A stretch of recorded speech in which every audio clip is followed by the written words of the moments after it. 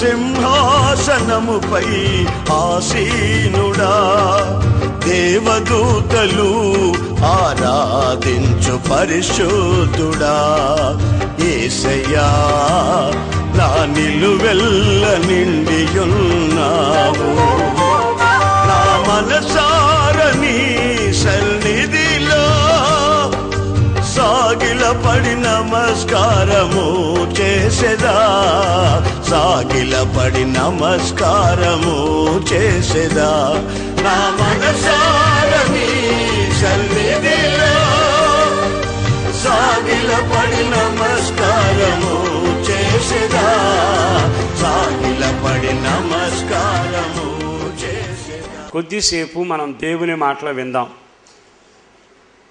అపోస్తులైన పేతురు భక్తకోటికి రాసిన ఉత్తరంలోని మొదటి పత్రిక 3వ అధ్యాయము 16వ చరణములోని చివరి భాగాన్ని చదువుతున్నాను.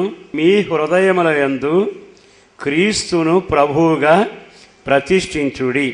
ఇక్కడ భక్తులందరికీ చెప్పిన మాట ఏమిటంటే, మీ హృదయాలు ఉన్నాయి కదా, మీ హృదయాలలో క్రీస్తుని ప్రభువుగా ప్రతిష్ఠించండి. ఇది ప్రతిష్టారాధన. యేసు క్రీస్తు మనకు బాగా తెలుసు. యేసు అంటే రక్షకుడు అని, క్రీస్తు అంటే అభిషిక్తుడని, మనం ఆరాధన చేసే దేవుడు మాట్లాడేవాడని, స్వస్థపరిచేవాడని, పలకరించేవాడని, ఆయనకు చెప్పుకుంటే ఎంతటిదైనా పరిష్కరించగలిగిన వాడని, ఆయన దగ్గరకు వచ్చిన వారిని ఒట్టి చేతులతో ఎవరిని ఎప్పుడు ఎక్కడా పంపలేదని మనం ఆయన గురించి బాగా ఎరుగుదాం. నీ కన్నీటిని నాట్యంగా మార్చగలిగిన వాడును, నీ అవసరాలు తీర్చగలిగిన వాడు మాత్రమే అయ్యుంటే, ఈ రోజున మరొక్క మాట మీరు వినాలి. అదేమిటంటే, ఈ యేసు క్రీస్తును అంటే ఈ రక్షకుణ్ణి మీ హృదయములో ప్రభువుగా ప్రతిష్ఠించాలి. మన హృదయములో ఆయనను ప్రభువుగా ప్రతిష్ఠించామా? కొన్నిసార్లు కొన్ని ప్రతిష్టత అనే పదాలు వింటాం. మందిర ప్రతిష్టత, కొన్ని స్థలాలని కొన్ని కార్యక్రమాల కొరకు ప్రతిష్ఠించడం, కొన్ని ఉపకరణాలు కూడా దైవ సంబంధమైన కార్యక్రమానికి ప్రతిష్ఠించడం, సేవకులను కూడా దేవుని సేవ కొరకు ప్రతిష్ఠించడం, ఇవన్నీ మనం బాగుగా ఎరుగుదాం. ఇవన్నీ సేవకుడిగా ప్రతిష్ఠించాం అంతే. అతడు దేవుని సేవ చేయటానికే సరిపోతాడు, అది చెయ్యాలి. ఈ వేదిక ప్రభువుకి ప్రతిష్ఠించాం. పరిశుద్ధమైన పరలోక స్వరభ మాటలను, దర్శన భావనలను వివరించడానికి ఇది ప్రతిష్ఠించబడింది. ఈ రోజున నీ హృదయములోనట క్రీస్తుని ప్రభువుగా ప్రతిష్ఠించాలి. నేను చెప్పొచ్చింది మీకు అర్థం అవ్వాల్సింది ఏమిటంటే, ఆయన నీ హృదయంలో ప్రభువుగా ప్రతిష్ఠించబడ్డాడా? ఆయన నీ హృదయంలో ప్రభువుగా ప్రతిష్ఠించబడితే జరిగేది ఏమిటో తెలుసా? ఇక ఆయన ప్రభుత్వమే ఆ హృదయంలో ఉండునుగాక. ఆయన అక్కడ ప్రతిష్ఠించబడి ప్రభువుగా ఉంటే ఆయన ఆలోచన వారి హృదయంలో నెరవేర్చబడునుగాక. ఎప్పుడైతే ఆయన ప్రతిష్ఠించామో అక్కడ మొదటిది ఆయన ఆధిపత్యం జరగాలి, రెండవది ఆయన ఆలోచన నెరవేర్చబడాలి, మూడవది ఆయన పరలోకంలో ఏ చిత్తాన్ని జరిగిస్తున్నాడో అదే చిత్తం భూమి మీద నీ హృదయంలో నెరవేర్చబడాలి. చాలాసార్లు భక్తి కలిగిన వాళ్ళగా ఉంటూ, దేవుని ఎరిగిన వాళ్ళగా బైబిల్ పట్టుకు తిరుగుతూ, ఆయన ఆధిపత్యం కింద లేకుండా విచ్చలవిడిగా ప్రవర్తిస్తున్నాం. ఒక్క మాటలో నేను చెప్పాలి, నిజంగా నీ హృదయంలో ఆయన ప్రతిష్ఠించబడితే ఆయన ఒక్కడే ఏలేవాడిగా నీ మీద పెత్తనం చేయునుగాక. నీ జీవితకాలం ఎంతకాలం సాగినా ఆయన ప్రభువుగా ఉండకపోతే ఎన్ని నష్టాలు నీకు కలుగుతాయో ఒక్కసారి ఆలకించు. ఆయనని ప్రభువుగా ప్రతిష్ఠించాక వెలుగు వస్తుంది, ప్రభువుగా ప్రతిష్ఠించాక ఆత్మాభిషేకం ఉంటుంది, ఆయన ప్రభువుగా ప్రతిష్ఠించాక నీకు కృప కలుగుతుంది, ఆయనను ప్రభువుగా ప్రతిష్ఠించాక నీ ఆలోచనలు కాక దేవుని ఆలోచనలే నీకు చెప్పి నిన్ను నడిపిస్తాడు. నీ మదిలోను, నీ పయనములోను, నీ పడకలోను, నీ జీవితం అంతా ఆయన ప్రభుత్వం కిందే నడిపించబడాలి. అలాంటి అనుభూతికి రావడానికి కాను ఆయన అంటున్నాడు, సహోదరులారా మీరంతా ఆ ప్రాంతాల్లో చెదిరిపోయిన క్రైస్తవులు, అయినా ఈ ఉత్తరం నేను మీకు రాస్తున్నాను అంటాడు పేతురు. ఏం చేయాలయ్యా అంటే, మీ హృదయాల్లో యేసును ఎరిగినట్టుగా నటించబాకండి, అప్పుడప్పుడు వచ్చిపోయే అతిథిలాగా ఉంచబాకండి, నేను ఎరిగిన వైద్యుడు అన్నట్టుగా చూడబాకండి, ఆయన నాకు తెలియని స్నేహితుడు అన్నట్టుగా ప్రవర్తించబాకండి. మీ హృదయంలో ఆయన ప్రభువుగా ప్రతిష్ఠ జరగాలి. అలా జరిగిన తరువాత మీ మనుగడలో ఎన్నడూ చూడని ఒక విప్లవాత్మకమైన కార్యం మీ జీవితంలో జరుగునుగాక. మరి ఈ రోజున ఆయన ప్రభువుగా ప్రతిష్ఠించబడ్డా? ప్రభువుగా ప్రతిష్ఠించబడితే నువ్వు ప్రతిదానికి బెంగపడక్కరల. మనం పంచాయతీ ప్రెసిడెంట్ ఎన్నుకుంటాం, అతనికి ఆధిపత్యం ఇచ్చి పీట మీద కూర్చోబెట్టాక అతని బాధ్యత ఏమిటో తెలుసా?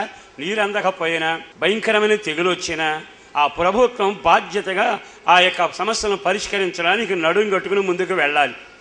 ఆయన ప్రభుత్వాన్ని ఒప్పుకున్నాక, ఆయనే ప్రభు అని ప్రతిష్ఠించినాక ఆయన అనామకుడుగా నీ గుండెల్లో కూర్చోడు. నీ అవసరాలు ప్రతిదీ ఎరిగినవాడు. నువ్వు చెప్పుకోక మునిపే, నువ్వు వేడుకొనక మునిపే నీ ప్రతి అవసరం తీర్చడానికి ఆయన ఒక బాధ్యత కలిగిన నాయకుడుగా, కాపరిగా నిన్ను నడిపిస్తాడు. పరాక్రమశాలిగా నీ ముందు నడుస్తాడు. ఇవన్నీ జరిగితే నీ ప్రాణ, ఆత్మ, దేహాలు ఎంత దీవెనకరంగా ఉంటాయి. అయితే మనం ఏం చేయాలి? 16 మొదలు పెడదాం. నిర్మలమైన మనస్సాక్షి కలిగిన వారై మీలో ఉన్న నిరీక్షణ గురించి మిమ్మల్ని హేతు అడుగు ప్రతివానికి సాత్వికముతోనూ భయముతోనూ సమాధానం చెప్పుచు. ఆయన మన హృదయంలో ప్రతిష్ఠించబడిన ప్రభువులాగా ఆయన ఆధిపత్యం నీ ప్రాణాత్మ దేహాలలో జరగాలి అనుకుంటే మొదటిదట నీ మనస్సాక్షి నిర్మలమైనది అయి ఉండాలి. అందరూ ఆమేనని చెప్పండి. ఇప్పుడు హృదయంతోనే ఆయన మాట్లాడుతున్నాడు. నీ హృదయం చాలా ముఖ్యమైనది. బైబిల్ ఒక వాక్యం మీకు తెలుసుగా, నా కుమారుడా నీ హృదయము నాకిమ్మని దేవుడు చాలా తేటగా పలకరించాడు.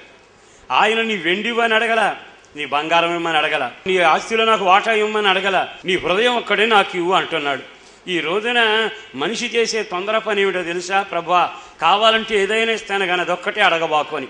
అంటే దేవునికి హృదయం ఇచ్చాక అది కేంద్ర స్థానం, ఆయన సింహాసనం స్థాపించి ఆయన ప్రభువుగా అక్కడ ఏలడం మొదలుపెట్టాక ఇక నీ జీవితంలో తోక ఆడించడానికి కుదరదు. నీవు దోచినట్టుగా మాట్లాడటానికి వీలు కాదు. కొద్దిసేపు నా ఆలోచన కూడా నెరవేర్దాం అని అంటే అది జరగని పని. అందుకని ఈ రోజున మీ అందరూ మొదటగా ప్రభువుగా ఆయన మీ హృదయంలో ప్రతిష్ఠించబడేటట్టుగా మీరు అప్పగించుకోనండి. అద్భుతమైన కార్యం నా దేవుడు చేస్తాడు. అన్నిటికంటే విశేషం, ఆయన నీలోనికి వచ్చి ప్రభువుగా ప్రతిష్ఠించబడాలి అనుకుంటే నీ మనస్సాక్షి నిర్మలముగా ఉండునుగాక. నిర్మలం అనే మాట దగ్గరికి వస్తామా? ఈరోజు ఈ మాట వింటుండగా ప్రతి వారు నిర్మలంగా ఉండాలని కోరుకుంటాం. ఈ రోజున నిర్మలమైన మనస్సాక్షి కావాలనుకునే మనం అంతా చేసేది ఏమిటో తెలుసా? నా మనస్సాక్షి నెంబర్ 1 అండి. నేను అసలు ఎంత యథార్థంగా ఉంటాననుకున్నారు? నీ యథార్థం నీకు ముచ్చటగా ఉంటుంది, కానీ దేవునికి ముచ్చటగా ఉన్నదా? నీ మనస్సాక్షి మంచిగా పనిచేయాలి అనుకుంటే అప్పటికి అది చెడిపోయి ఉంది. దీని కొరకు యేసు అనే దేవుడు సిలువలో తన అమూల్యమైన రక్తాన్ని కార్చాడు. ఆ కార్చిన రక్తం ద్వారా నీ యొక్క పాడైపోయిన మనస్సాక్షిని ఆయన ఒక్కడే బ్రతికించగలిగిన వాడు. ఆయన ఒక్కడే ఆ మనస్సాక్షికి నిర్మలత అనేది ఇవ్వగలిగిన వాడు. ఆయనే అందుకే ఆయన రక్తాన్ని కార్చాడు. ప్రకటన గ్రంథంలో వాక్యం మీరు చాలాసార్లు చదివారు. ఎవరయ్యా వీళ్ళు? వీరంతా తమ వస్త్రములను గొర్రె పిల్ల రక్తములో ఉతుక్కున్న వారిని బైబిల్లో రాయబడింది. అంటే గొర్రె పిల్ల రక్తంలో ఉతకబడినప్పుడల్లా నీకు మనస్సాక్షి సరిచేయబడును గాక. మంచి మనస్సాక్షి కలగాలి అనుకుంటే గొర్రె పిల్ల రక్తంలో నీ ఉతుక్కోవాలి. మనం చేసే పని ఏమిటో తెలుసా? అయ్యా నువ్వు నన్ను తెల్లగా చేసే ప్రభువా, నువ్వే చేస్తాను కనుక ఆ భారం అంతా నీకు అప్పగించా. షెడ్యూల్ చుట్టూ తిరుగుతుంటా, అక్కడక్కడ ఆయిలంతా రాసుకుంటా, నువ్వే శుభ్రం చేయి అని అంటూ బాధ్యతలను ఆయన మీద నెట్టివేస్తాం. కానీ ప్రకటన గ్రంథం ఎంత తేడాగా చెప్పిందో తెలుసా? తప్పనిసరిగా యేసు రక్తం నేను పవిత్రునగా హిమమంత తెల్లగా చేస్తుంది గనక ఆ యేసు రక్తం దగ్గరికి వెళ్ళి, యేసు రక్తమా నీవే నన్ను తెల్లగా చేయమని అడగటానికి మనకు హక్కు లేదు గనక నీవు ఆ రక్తంలో పశ్చాత్తాపుడవై పడి ఉతకడం మొదలు పెడితే నీలోని మస్తు, నీలోని మురికి, నీలోని అవిధేయత, నీలోని మూర్ఖత్వం, నీలోని లోకానుసరమైన జీవితం అంతా అక్కడ ఉతకబడును గాక. అందుకని ప్రతిరోజు మనం చేయాల్సిన పని ఏమిటంటే, ప్రార్థన అనగానే భారమంతా నెత్తిన పెట్టి అలవాటు పడ్డారు కొంతమంది. మీ చింత యావత్తు నా మీద ఏమన్నాడు కదా, ప్రభువా సిగరెట్ కాల్చకుండా నువ్వే కాపాడుకో, ఆ ఇంటికి వెళ్ళకుండా నువ్వే కాపాడుకో, అక్కడ ఆలోచన రాకుండా నువ్వే కాపాడుకో, లంచం ముచ్చుకోకుండా నువ్వే ఆపుకో, అంతా ఆయనకి డ్యూటీ చేసి మనవాళ్ళు వెళ్ళిపోతుంటారు. కానీ బైబిల్ అలా బోధించట్లా. నువ్వు ఉతుక్కోవడం మొదలు పెట్టాలి, నువ్వు బండ మీద పడాలి, దాని విషయమై పశ్చాత్తాపడాలి. నేను మానలేకపోతున్నానయ్యా, దయచేసి నాకు నీ సాయం చేయమంటే ఆయన నిన్ను కడిగి పరిశుద్ధపరిచి ఉతుక్కునే మనసు నీకుంది గనక, మురికి పోవాలని ఒక ఆశ ఉంది గనక, మరలా మురికిలో పడకూడదని కోరిక ఉంది గనక ఆ మీదట ఆత్మకార్యం నీలో జరిగిస్తాడు. అందుకని నిర్మలమైన మంచి మనస్సాక్షి కలుగునట్లుగా గతకాలపు పాపానికి యేసుక్రీస్తునామన బాప్తిసం పొంది ఆయన రక్తం ద్వారా కడగబడి ఒక నూతన సృష్టిగా మనం మార్పు చెందుదుముగాక. రెండవ మాట చెబుతాను, ఆ తర్వాత వాక్యం మీరు చదవండి. 16వ వాక్యం, మీలో ఉన్న నిరీక్షణ గురించి మిమ్మల్ని హేతు అడుగుతారు. అన్న నిరీక్షణ ఏమిటో తెలుసా? దేవుడు నమ్మాను, దేవుడు చేస్తాడు, దేవుడు మాట్లాడతాడు, దేవుడు నన్ను విడిపిస్తాడు, దేవుడు నాకు మేలు చేస్తాడు అని ఆయన మీద ఒక నిరీక్షణ, ఆయన వాక్యం మీద నిరీక్షణ, ఆయన ఘనత ప్రభావం కలిగిన ఆయన కనికరం మీద మనకు ఒక నిరీక్షణ ఉంది. మనలో మనకు నిరీక్షణ ఉంటే కొంతమంది బయలుదేరి మనల్ని హేతు అడుగుతారట. అంటే ప్రభువా ప్రభు అన్నావు కదా, నీకు మగపిల్లడు పట్టలేదా? ప్రభువా ప్రభు అని అంటూనేవన్నావుగా, ఇల్లు కూడా కట్టలేకపోయావా? అంటే నీవు ఒక నిరీక్షణలో ఉన్నావుగా, మరి ఏమైంది నీ నిరీక్షణ అనేటట్టుగా కొంతమంది అట హేతు అడగడానికి వస్తారట. దేవుడు ఇంకా చేయలేదా? దేవుడు చేసేసే ఉంటాడు అనుకున్నానే. అంటే వాళ్ళు ప్రతిదానిని మన నిరీక్షణను కించపరిచేటట్టుగా, నీ దేవుడు ఏమైపోయాను అన్నట్టుగా వాళ్ళు అడుగుతుంటే అప్పుడు నువ్వు కృంగిపోకూడదు. నేను నా దేవుని ఎరుగుదును, ఒక్క రాత్రిలో సముద్రం ఎండబెట్టినవాడు ఆయన. నేను నా దేవుని ఎరుగుదును, దేవుని దూతలు తినే మన్నాను నా ప్రజలకు తినిపించిన వాడు ఆయన నేను ఎరుగుదును. ఆయన ఎవరో తెలుసా? చీకటిని వెలుగుగా చేయగలిగిన వాడు, లేనిది ఉన్నట్టుగా పిలవగలిగిన వాడు. నేను ఆయనను ఎరుగుదును, ఆయన యందు నేను నిలిపిన నిరీక్షణ నన్ను సిగ్గుపరచదు అని వాళ్ళకట నువ్వు సమాధానం చెప్పాలట. ఇది ఎంత ఎందుకయ్యా అంటే, ఆయన నీ హృదయంలో ప్రతిష్ఠించబడ్డాడు గనుక, ప్రతిష్ఠించబడాలి గనుక, ఆయన ప్రభువుగా నిన్ను ఏలుతూ ఏలేవాడిగా ఉండాలి గనక కడగబడిన జీవితం, మంచి మనస్సాక్షి నీకు ఉండాలి. రెండవది, ఎవరైనా నిన్ను హేతు అడిగినప్పుడు, అంటే నిన్ను విమర్శించినప్పుడు కానీ, పలకరించినప్పుడు కానీ, వ్యంగ్యంగా మాట్లాడినప్పుడు కానీ నీ కడుపు మండట్లా? ఎవరైనా నిన్ను కొంచెం గట్టిగా మాట్లాడారనుకోండి, ఏమైపోయాడు నీ దేవుడు, నోరుమై అనవసరం, నా భక్తి నేను చేసుకోండి, నోరు మూసుకుంటావా లేదా అని అనడం మొదలు పెట్టామనుకోండి, అంటే రంపాలు ఉన్నాయి అన్నమాట మన దగ్గర, గొడ్డలతో ఊరేగుతున్నాం అన్నమాట. కానీ బైబుల్ అంటుంది సాత్వికముతో. అందరూ చెప్పండి, ఎలా చెప్పాలంట? ఎందుకయ్యా నీకు ఈ సాత్వికం? అతనేమో అంత మూర్ఖంగా మాట్లాడుతున్నాడుగా, ఏమైపోయాడు నీ దేవుడు అంటున్నాడుగా. అయితే నువ్వు వెంటనే రోషం కలిగి, నా దేవుడి సంగతి నాకు తెలుసాయ్యా, పిల్లలు కలిగితే కలుగుతా, లేకపోయింది, ఇల్లు కట్టే కొనడం లేదు, వేరే అనవసరం, నీకు అనవసరం అని మనం నోరు తెరిచి కూడబట్టిన శక్తితో ఎరగబట్టడానికి కాదు, లోపల ప్రభు ప్రతిష్ఠించబడ్డాడు, ఆయన పరిపాలనలో నేనున్నానని. యేసు సాత్వికుడు గనక నీ మాట కూడా సాత్వికంగా ఉండునుగాక. ఇక నువ్వు సాత్వికంతో మాట్లాడలేదంటే సాత్వికుడైన దేవుడు నీ హృదయంలో ప్రతిష్ఠించబడలేదు. పాటలు పాడినా, ప్రసంగాలు చేసినా, ఆత్మచేత ఊగిపోయినా అవన్నీ మంచిదే కాదని నేను అంటలా. కానీ సాత్వికంతో సమాధానం చెప్పగలిగిన నీ ప్రభు సాత్వికుడు. ఆయన నీ హృదయంలో ప్రతిష్ఠించబడ్డాడా? ఆయన నీ హృదయంలో ప్రతిష్ఠించబడితే నీ మాట సాత్వికంగా ఉండునుగాక. నిన్ను ద్వేషించిన వాళ్ళ పట్ల కూడా నీ మాట సాత్వికంగా ఉండునుగాక. మరి ఈ రోజున ఆయన ప్రభు అయి లోపల ఉంటే, ఆయన పరిపాలనలో నీవుంటే, మరి ఆ పరిపాలన మాటలు నీకు రావాలిగా, ఆ రాజు లక్షణాలన్నీ నీకు రావాలిగా, ఆయన నడిపింపే నీకు రావాలిగా. మరి ఎంత వాక్యం చదివి, అంత ప్రార్థన చేసి నోరు తెరిస్తేనే సాత్వికం, లేకపోతే నా రాజు సాత్వికుడు గాడిద పిల్ల నీకు వస్తున్నాడని పాడావుగా, నా ప్రభువు నా హృదయంలో ప్రతిష్ఠించబడ్డాడని బల్లగుద్ది బల్ల బగలగొట్టావుగా. మరి ఎదురువాడు అడిగేటప్పుడు నీ సమాధానం సాత్వికంగా ఉందా? మీలో ఆయన రాజై ప్రభువై ప్రతిష్టారాధన యోగ్యుడిగా నీ హృదయంలో ఆయన సింహాసనం స్థాపించబడినట్లుగాను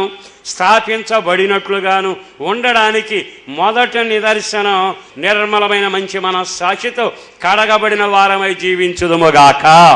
ఆయన నీ హృదయంలో ప్రతిష్ఠించబడిన తర్వాత ఆయన సాత్వికమే నీలో ప్రజలకు తప్పనిసరిగా కొట్టొచ్చినట్టుగా కనబడునుగాక. ఆమేన్. తర్వాత మాట ఏమిటంటే భయముతోను. ఎందుకని? ఆయనేమో నన్ను గట్టిగా మాటలు అడిగాడా? ఆయన గట్టిగా అడిగిన దానికి నేను ఎట్లా చెప్పాలట? భయంగా సమాధానం చెప్పాలి. ఏం భయం? అక్కడ రాయబడిన భయం ఏమిటంటే నువ్వు ఎవరితో మాట్లాడినా 2 విషయాలు గమనించాలి. నా మాటలు వినేవాడు ఉన్నాడు, ఆయన లెక్క రాస్తాడు, రేపొద్దున లెక్కలు చూస్తాడనే భయం నీకుండునుగాక. రెండవది, నువ్వు మాట్లాడినప్పుడల్లా నిన్ను చూసిన వాడు ఓహో ఇతను దేవునికి భయపడేవాడా, ఇతని హృదయంలో ఆ క్రీస్తు ప్రతిష్ఠించబడ్డాడా, ఆ ప్రభువుకు బిడ్డగా జీవిస్తున్నాడు, అందుకే ఆయనకు, ఆయన సింహాసనానికి, ఆయన నీతికి, ఆయన దర్శనానికి భయపడుతూ మాట్లాడుతున్నాడుగా. ప్రియ దేవుని బిడ్డలారా, ఎన్నోసార్లు స్వస్థతలు చూసాం, ఎన్నోసార్లు అద్భుతాలు చూసాం, ఎన్నోసార్లు అవసరాలు తీర్చబడ్డాయి. మరి ఈ రోజున ఒక సేవకుడిగా బ్రతిమలాడి చెప్పగలిగిన మాట, మన హృదయంలో చీకటికి స్థానం ఉందా? మన హృదయంలో లోకానికి పీట వేశామా? మన హృదయంలో అపవిత్రతకు సింహాసనం వేశామా? నిజంగా ఆ ప్రభువునికే మన హృదయం ప్రతిష్ఠించబడిందా? క్రీస్తు మీ హృదయంలో ప్రభువుగా ప్రతిష్ఠించబడాలి. ఆయన ప్రతిష్ఠించబడితే ఆ వైనమే వేరు, ఆ ఆనందమే వేరు, ఆ ఆధిపత్యమే వేరు, ఆ నడిపింపే వేరు. మొదటగా నిర్మలమైన మనస్సాక్షి, రెండవదిగా నీ జీవితంలో సాత్వికం నీలో పొంగి పొరులునుగాక, మూడవదిగా దేవుని భయం నిన్ను ఏలునుగాక. అలా చేస్తే ఆయన ప్రభు అయి ఉన్నాడు అనుకోండి, ఏం జరుగుతుందట? కీర్తనాకారుడు రాసిన 4వ కీర్తనలోని 7:2 భాగం, అధికమైన సంతోషమును నా హృదయంలో పుట్టించావు. ఎక్కడున్నారా హృదయంలో? క్రీస్తు ప్రభువుగా ప్రతిష్ఠించబడ్డాడు. ఎవని హృదయంలో క్రీస్తు ప్రభువుగా ప్రతిష్ఠించబడి పట్టాభిషేకం కలిగి మన హృదయానికి రాజు అయి ఉంటాడో, ఆయన అక్కడ ఉన్నప్పుడల్లా చేసే మొదటి పని ఏమిటయ్యా అంటే నిశ్చయముగా అంటున్నాడు, అధికమైన సంతోషం. సంతోషం కన్నా ఇంకా భాగ్యం ఏముందండి? నీకు ఉన్నదానిలో సంతోషాన్ని పుట్టించిన సంతోషం అధికంగా ఉండడమైనా, అది అనుభవించడమైనా నా యేసు ఆధిపత్యంలో జరుగునుగాక, నా దేవుని ద్వారా మాత్రమే నీకు అనుగ్రహించబడునుగాక. ఈ మాటలు వింటుండగా ఈ రోజైనా మీ హృదయంలో ఆయన ఎందుకు ప్రభుగా ప్రతిష్ఠించుకోకూడదు? ఆయన రక్తం ద్వారా కరగబడి మంచి మనస్సాక్షి ఎందుకు నడవకూడదు? నిత్యముగా సాత్వికమైన ఆయన గుణాన్ని మీరు ఎందుకు పొందకూడదు? ఆయన సొత్తుగా బ్రతుకుతున్న ఆధిపత్యంలో ఉన్న మీరు దేవునికి ఎందుకు భయపడుతూ అడుగులు వేయకూడదు? ఈ రోజైనా ఆయన ఆధిపత్యాన్ని కోరుకుంటే దేవునికి భయపడటం మొదలు పెట్టండి. కడగబడే జీవితానికి అడుగు పెట్టండి. మనస్సాక్షి శుద్ధీకరించబడి ఆత్మాభిషేకం కలిగి ఉండండి. బైబిల్ చెబుతుంది, సామెతల గ్రంథం 4వ అధ్యాయము 23వ వాక్యం చదువుదాం. నీ హృదయంలో నుండి జీవధారలు బయలుదేరును. ఆయన మన హృదయంలో ప్రతిష్ఠించబడిన తర్వాత ఆయన చేసే మొదటిదేమో అధిక సంతోషమా? రెండవది ఏం చేస్తున్నాడు తెలుసా? ఆయన పేరే జీవజల నది. ఆయన జీవజల నదిగాను, జీవాహారంగాను, జీవజలంగాను, జీవానికి కేంద్రంగాను ఆయన నింపబడ్డాడు. ఆయన జీవమై ఉన్నాడు. ఆయన నీ హృదయంలో స్థాపించబడ్డాడు. ఆయన నీ హృదయానికి ప్రభు అయ్యాడు. ఆ ప్రత్యక్ష జరిగాక ఆయనలోని జీవం నీ హృదయంలో నుండి నెమ్మదిగా నీ ఇంట్లోకి ప్రవహించునుగాక. అదే జీవం నీ క్రియల్లో ప్రవహించునుగాక.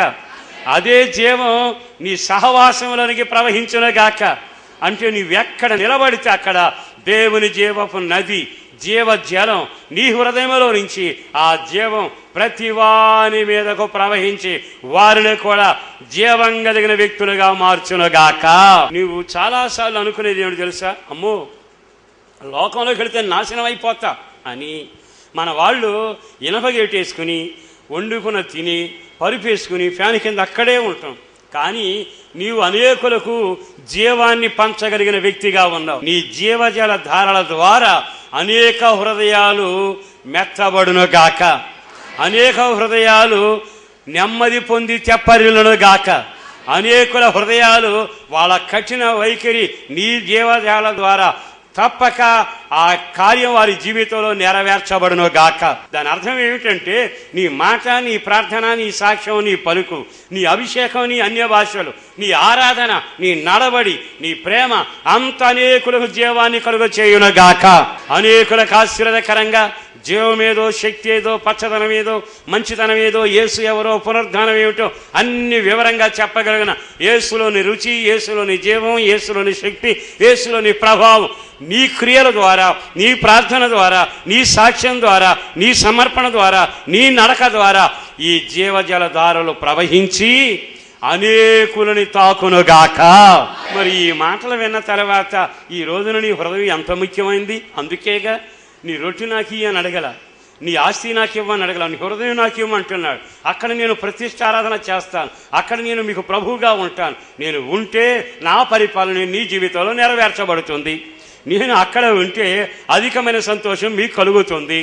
నేనే అక్కడ ఉంటే తప్పనిసరిగా జీవజల నదులు పారుతూనే ఉంటాయి. రోమాపత్రిక 5:5లోకి వద్దాం.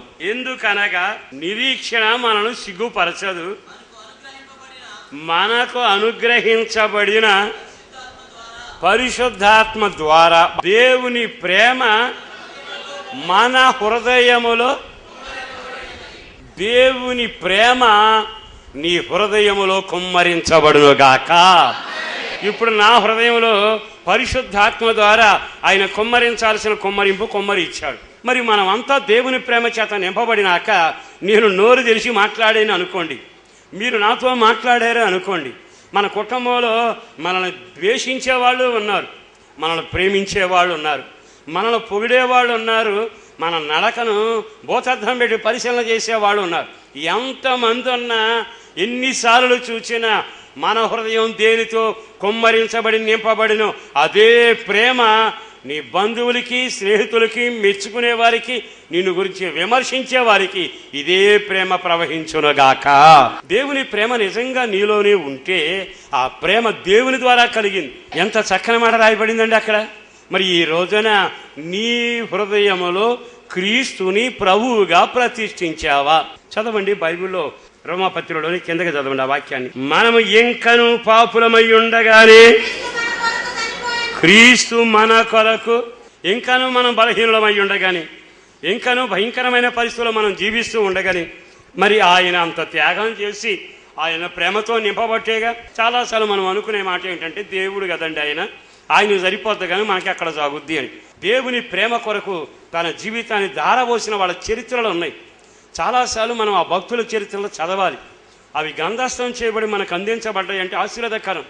ఒక్కొక్కరు తమ ప్రేమను ఒలికేటట్టుగా తన తలను నరుకుతుంటే ప్రేమతోనే అప్పగించిన వాళ్ళు ఉన్నారు, తన పిల్లల తలను నరుకుతుంటే ప్రేమలో ఊరేగిన వాళ్ళు ఉన్నారు, జీవితాన్ని కాలుస్తుంటే ప్రేమలోనే అప్పగించుకున్న వాళ్ళు ఉన్నారు, దేశాన్ని వదులుకున్న వాళ్ళు ఉన్నారు. ఇలా చెప్పుకుంటా వెళితే ఎంతోమంది మనకన్నా ముందుగా మేఘం వలె ఆవరించిన ఒక గుంపు ఉన్నారు. వాళ్ళంతా ప్రేమ చేత నింపబడి ఆ ప్రేమలోనే త్యాగం చేశారు. మనం ఎవరు? యేసు ప్రభు శిష్యులను తోమా ఎవరు? వెతుక్కుంటూ ఆ రోజుల్లోనే ఆయన తీరం చేరాల్సిన అవసరం ఏమిటి? భారతదేశం మీద దేవుని సంకల్పం ఆయన గుండెల్లో ప్రేమలో కుమ్మరించబడగా ఇక్కడికి వచ్చి బ్రాహ్మణుల చేత భయంకరంగా చంపబడితే ఆ చరిత్ర సువర్ణాక్షరాలతో రాయబడింది. ఈ రోజున అభాగ్యుడను నేను ఈ బైబిల్ పట్టడానికి, దేవుని సందులో మీరంతా అయ్యా అని పిలవడానికి ఆ రోజున ఆయన గుండెల్లో కుమ్మరించబడిన ప్రేమేగా. మరి ఈ రోజున అదే ప్రేమ నీ గుండెల్లో కుమ్మరించబడితే గ్రామాలు కదిలించబడవు, నీ శత్రువులు కదిలించబడరు, నీకు విరోధులుగా లేచిన వారు కదిలించబడరు. అందుకని నీ హృదయం నాకు ఇస్తే అధిక సంతోషాన్ని కలుగచేస్తాను. మీ హృదయం నాకు కానీ ఇచ్చి చూస్తే నేను కావలసినంత ఆ ప్రేమను మీ హృదయంలో నింపుతాను. ఆ ప్రేమ చేత లోకమును మీరు జయించుదురుగాక. మరొక వాక్యాన్ని కూడా మనం ఒక్కసారి గమనిస్తే ఎఫెసీ పత్రిక 3వ అధ్యాయము 15వ వాక్యాన్ని ప్రారంభిద్దాం. మీరు అంతరంగ పురుషుని యందు శక్తి కలిగి ఆయన ఆత్మ వలన బలపరచబడినట్లుగాను క్రీస్తు మీ హృదయములో విశ్వాసం ద్వారా నివసించున్నట్లు. దేవుడు మన హృదయంలో నివసించడానికి విశ్వాసం చాలా అవసరమైంది. ఆ విశ్వాసం ద్వారా ఆయన మనలో నివసిస్తాడట. ఆయన నివసించి ఏం చేస్తాడట? తర్వాత చూడండి చాలా తేటగా రాయబడిన 20వ వాక్యం చదవాలి. మనలో కార్యసాధకమైన తన శక్తి చొప్పున మనం అడుగు వాటి కంటేను ఊహించు వాటి కంటేను అత్యధికముగా చేయ శక్తి కలిగిన దేవునికి క్రీస్తు మూలముగా సంఘములో తరతరములకును సదాకాలం మహిమ కలుగునుగాక. ఆయన మనలో ఒక శక్తిని విడుదల చేస్తాడట. మనం అనుకునేది ఏమిటంటే నేను ఎందుకు పనికొస్తానని. ఆయన నీ హృదయంలో ప్రభువుగా ప్రతిష్ఠించబడితే ఆయన అక్కడ ఉండి అక్కడే నివసించి ఆయన శక్తిని విడుదల చేస్తాడట. తర్వాత ఏం జరుగుతుంది అక్కడ? నువ్వు అడిగిన దానికంటే నువ్వు ఊహించిన దానికంటే అత్యధికమైన కార్యములు ఆ శక్తి నీకు చేసి పెట్టునుగాక. నీ జీవితంలో ఏది అడిగినా మీరు కావాలంటే చూడండి, ఆయన 5 రొట్టెలు పట్టుకున్నాడు కానీ 12 గంపలు మిగిలేట్టుగా చేస్తాడు. పట్టుకున్నది ఒట్టి నీళ్లే కానీ అద్భుతం చేయగలిగిన వాడు. ఎత్తడి ఇనుము పనికి రాకపోయినా ఒడిశల్లో రాయి పట్టుకుంటే జనసమూహానికి పాటను పుట్టించగలిగిన వాడు ఆయన. మరి ఇన్ని మాటలు విన్న తర్వాత అంతటి క్రియాశక్తిని మనలో విడుదల చేసి మన కార్యాలు చేయడానికి ఇష్టపడిన దేవుడు మన హృదయంలో నివసిస్తున్నాడా?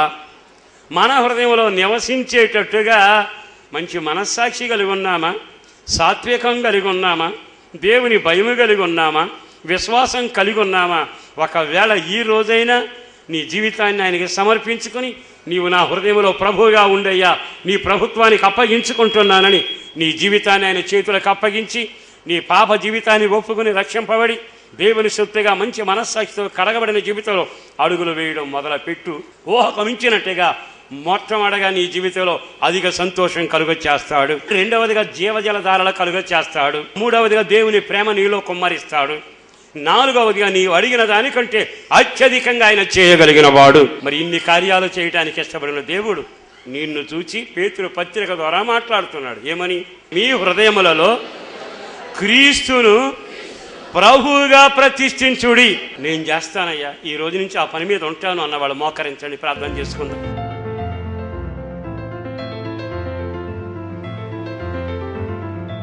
మహిమానితుడైన తండ్రి, వందనాలయ్యా. నమ్మదగిన దేవుడు, నిజంగా మా హృదయాల్లో క్రీస్తును ప్రభువుగా ప్రతిష్ఠించాలని ఒక దివ్యమైన సందేశం ద్వారా మాట్లాడావు.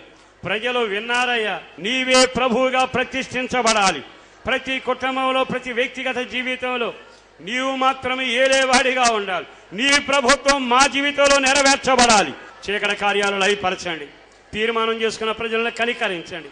చెప్పబడిన దీవెనల చేత నింపబడినట్లు దేవుని ప్రేమ వారి గుండెల్లో కొమ్మరించబడినట్లు అధిక సంతోషం కలుగునట్లు అద్భుతం జరిగించి మీరు మహిమ పొందాలని అటు ఘనకార్యం చేస్తున్నందుకు స్తుతి చెల్లిస్తూ పేరు పేరున నీ బిడ్డలను కనికరించండి. బలహీనులైన, రోగులైన, నిరాశలో ఉన్న, కలవరాల్లో ఉన్న, కష్టాల్లో ఉన్న నీవు మాత్రమే ఆదరించి మేలు చేసి నీవు ప్రభువుగా ఇంట్లో ఉండి వారి గుండెల్లో ఉండి ఏలడం ప్రారంభించి స్థిరపరచుమని యేసు పరిశుద్ధ నామాన ప్రార్థించి వేడుచూ ఉన్నాము తండ్రి.